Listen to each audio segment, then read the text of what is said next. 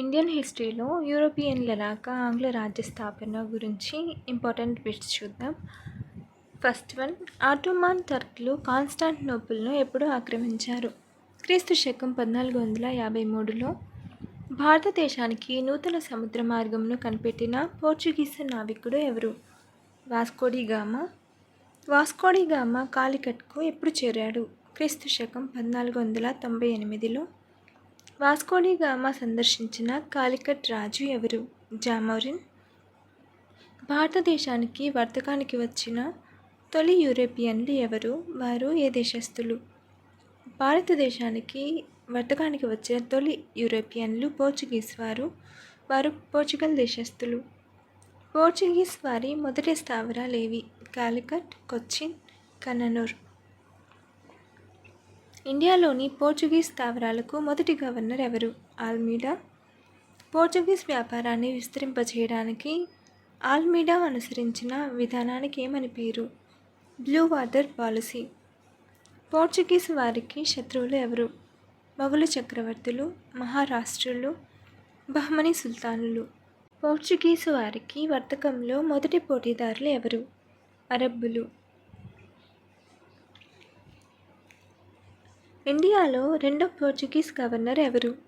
అఫాన్సో D ఆల్బుక్లర్క్. ఇండియాలో Portuguese వారి వలస సామ్రాజ్య నిర్మాత ఎవరు?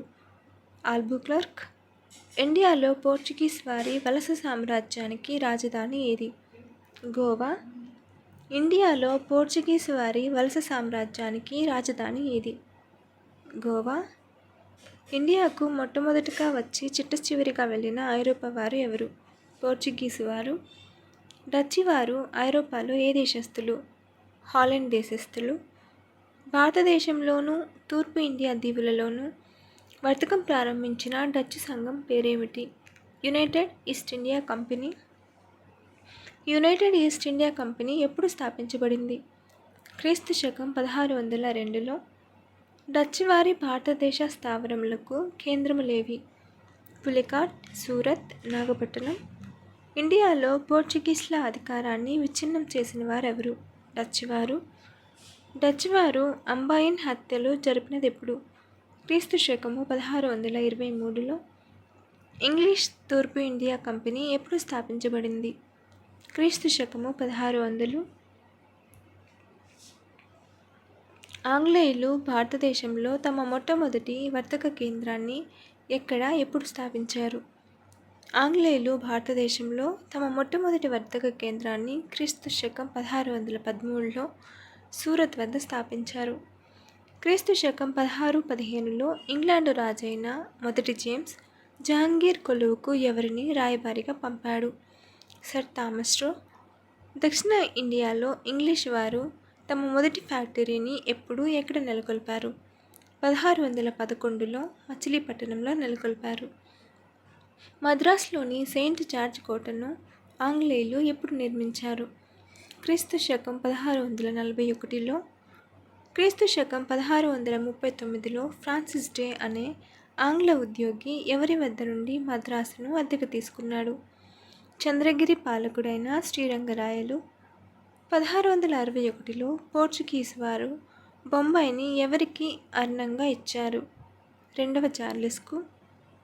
1687లో సూరత్కు బదులు ఏది ఇంగ్లీషు వారి వర్తక కేంద్రమైంది? బొంబాయి. కలకత్తాలోని సెయింట్ విలియం కోటను ఆంగ్లేయులు ఎప్పుడు నిర్మించారు? క్రీస్తు శకం 1699లో. ఫ్రెంచ్ ఈస్ట్ ఇండియా కంపెనీ ఎప్పుడు స్థాపితమైంది? క్రీస్తు శకం 1664లో. ఫ్రెంచ్ ఈస్ట్ ఇండియా కంపెనీ ప్రారంభించినదెవరు? 14వ లూయి మంత్రి కోల్బర్ట్. 1666లో ఔరంగజేబు ఫర్మానాను పొందిన వారెవరు? ఫ్రెంచ్ ఈస్ట్ ఇండియా కంపెనీ వారు. వర్తకం కోసం భారతదేశానికి చివరిగా వచ్చిన ఐరోపా వారు ఎవరు? ఫ్రెంచ్ వారు. భారతదేశంలో ఫ్రెంచ్ వారు మొట్టమొదటి వర్తక కేంద్రం ఎక్కడ స్థాపించారు? సూరత్. క్రీస్తు శకం 1668లో. ఇండియాలోని ఫ్రెంచ్ వలసలకు ప్రధాన కేంద్రం ఏది? Pondicherry. French East India Company వారు రక్షణ కోసం నిర్మించుకున్న కోట ఏది? పోర్ట్ లూయి కోట. ఫ్రెంచ్ గవర్నర్లలో ప్రసిద్ధి పొందిన వారు ఎవరు? Francis Martin, Lenoir, Dumas, Dupleix. Dupleix ఎవరు? ఫ్రెంచ్ డైరెక్టర్ కుమారుడు. కోరమాండల్ తీరమునకు ఐరోపా వారు పెట్టిన పేరేమి? కర్ణాటక. మొదటి కర్ణాటక యుద్ధం ఎప్పుడు, ఎవరెవరికి మధ్య జరిగింది? మొదటి కర్ణాటక యుద్ధం క్రీస్తు శకం 1796 నుంచి 48 మధ్య ఆంగ్లేయులకు ఫ్రెంచ్ వారికి జరిగింది. మొదటి కర్ణాటక యుద్ధం సమయంలో కర్ణాటక నవాబు ఎవరు? అన్వరుద్దీన్.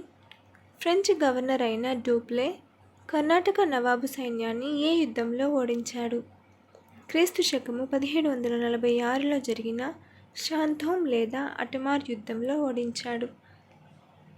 మొదటి కర్ణాటక యుద్ధం ఎప్పుడు, ఎలా ఆగింది? క్రీస్తు శకం 1748లో ఆకులా షాపెల్ సంధి వల్ల ఆగింది. రెండవ కర్ణాటక యుద్ధం ఎప్పుడు, ఎవరెవరి మధ్య జరిగింది? క్రీస్తు శకం 1749-54 మధ్య ఆంగ్లేయులకు ఫ్రెంచ్ వారికి జరిగింది. రెండవ కర్ణాటక యుద్ధమునకు ప్రధాన కారణం ఏమిటి? దక్కను వారసత్వ తగాదాలు. రెండవ కర్ణాటక యుద్ధంలో ఫ్రెంచ్ వారు ఎవరి పక్షం వహించారు? ముజఫర్ జంగ్, చందా సాహెబ్ పక్షం.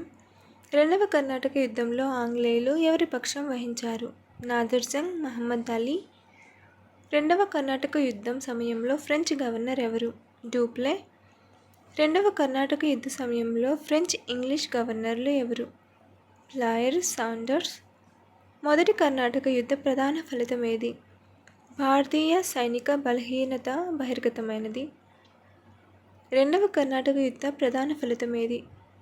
దక్కనులో ఆంగ్లేయుల ప్రాబల్యం వృద్ధి చెందింది, ఫ్రెంచ్ ప్రాబల్యం క్షీణించింది. మూడవ కర్ణాటక యుద్ధం ఎప్పుడు జరిగింది? మూడవ కర్ణాటక యుద్ధానికి ప్రధాన కారణం ఏది?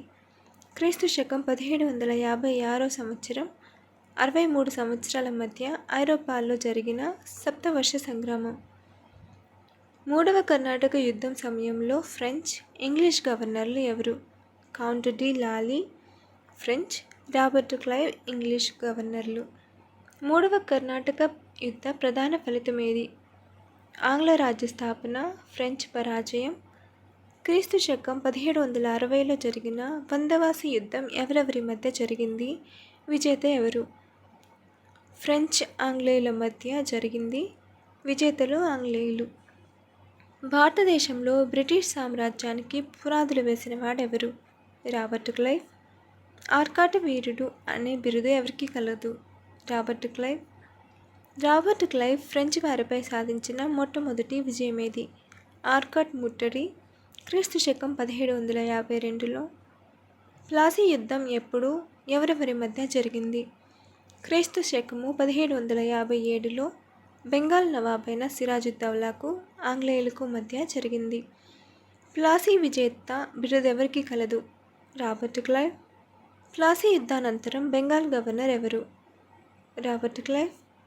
ఇండియాలో డచ్ వారి ప్రాబల్యం నశించడానికి ప్రధాన కారణమేమి? క్రీస్తు శకం 1759లో రాబర్ట్ క్లైవ్చే చిన్సరా ఆక్రమణ. బక్సార్ యుద్ధం ఎప్పుడు జరిగింది? క్రీస్తు శకం 1769 అక్టోబర్ 22న. బక్సార్ యుద్ధం ఎవరెవరికి మధ్య జరిగింది? విజేత ఎవరు? మీర్ కాసిం, షుజాఉద్దౌలా.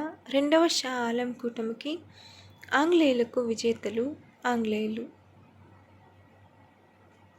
మీర్ కాసిం, షుజాఉద్దౌలా. రెండవ షా ఆలం కూటమికి ఆంగ్లేయులకు మధ్య జరిగింది. విజేతలు ఆంగ్లేయులు. బక్సార్ యుద్ధంలో ఆంగ్లేయుల విజయానికి కారణమైన ఆంగ్ల సేనాని ఎవరు? క్రీస్తు శకము 1765లో రాబర్ట్ క్లైవ్, రెండో షా ఆలంకు మధ్య జరిగింది.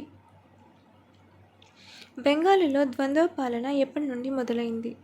అలహాబాద్ సంధి తర్వాత నుండి మొదలైంది. అలహాబాద్ సంధి ప్రకారం కంపెనీ ఏమి సంపాదించింది? బెంగాల్, బీహార్, ఒరిస్సాలపై దివానీ అధికారాన్ని సంపాదించింది. రెవెన్యూ అధికారం వేరుగా, ప్రభుత్వ పాలన నిర్వహించే అధికారం వేరుగా ఉండేదాన్ని ఏమంటారు? ద్వంద్వ పాలన. బ్రిటిష్ కంపెనీ వారు స్థానిక ఉద్యోగులకు ఇచ్చే లైసెన్స్ని ఏమందరు? దస్తక్లు. ఇండియాలో యుద్ధాలలో మరణించిన లేక అంగవైకల్యం పొందిన బ్రిటిష్ సైనికుల సహాయార్థం ఏర్పరిచిన నిధి ఏది? క్లైవ్ నిధి. ఇండియాలో మొదటి బ్రిటిష్ గవర్నర్ జనరల్ ఎవరు? Warren Hastings. 1774 నుంచి 1785 వరకు. ఇండియాలో సివిల్ పాలనా విధానానికి పునాదులు వేసిన మొదటి గవర్నర్ జనరల్ ఎవరు? Warren Hastings. హేస్టింగ్ కాలంలో హిందూ ధర్మశాస్త్రాన్ని సంక్షిప్త హిందూ ధర్మశాస్త్రం పేరుతో ఆంగ్లంలోకి అనువదించింది ఎవరు? హాల్హెడ్. రాబర్ట్ క్లైవ్ నెలకొల్పిన ద్వంద్వ ప్రభుత్వాన్ని రద్దు చేసినది ఎవరు? Warren Hastings. Follow for more videos.